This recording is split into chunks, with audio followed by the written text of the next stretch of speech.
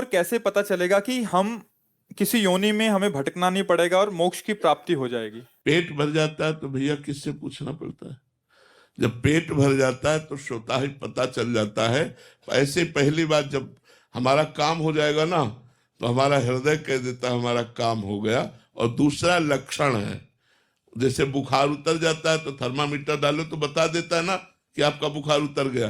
तो ये शास्त्रों में कुछ ऐसे श्लोक पाए गए हैं जो थर्मामीटर की तरह है, अपने में डाल के देख लो, अगर वो लक्षण है तो आप जीवन मुक्त हो गए, आपको दोबारा जन्म नहीं होगा।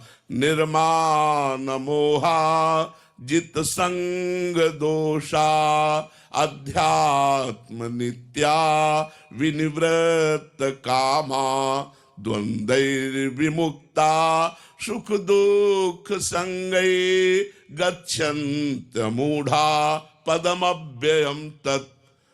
जिसको कभी मान अच्छा नहीं लगता, और बताओ सबको मान अच्छा लगता है ना? जिसको कभी मान अच्छा नहीं लगता, ये मोक्ष प्राप्त महापुरुष के लक्षण, उसका अब जन्म नहीं होगा। हम लोग देखो सब उल्टा है, मान बड़ाई सबको प्रिय है ना, उसको प्रिय नहीं होती।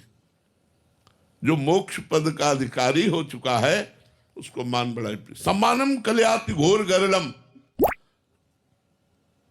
जैसे बढ़िया खीर हो और उसमें संखिया जहर मिला हो और आपको पता हो तो आप खाओगे क्या? आप दूर से कहो ना ना। तो सम्मान वो खीर है जिसमें संखिया जहर मिला हुआ है, अभिमान का।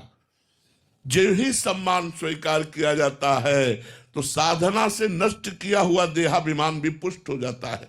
इसलिए जो मोक्ष पदाभिलाषी जन है या जो मोक्ष अधिकारी जन है या जो भगवत प्राप्ति करने वाले महापुरुष हैं, वो मान से दूर रहते हैं, मान स्वीकार नहीं करते हैं। उनका चाहे लाखों लोग प्रणाम करें, वो अंदर से मान स्वीकार, निर्मान अमोहा, उनका किसी से मोह नहीं होता, निर्लिप्त रहते हैं। एक बार किसी ने उड़िया बाबा से कहा, अच्छा बाबा हम जा रहे हैं, तो बोले हमने बुलाया कब था तुम्हें? बिल्कुल अमोह, निर्मोह। मोह शब्द महापुरुषों में नहीं होता।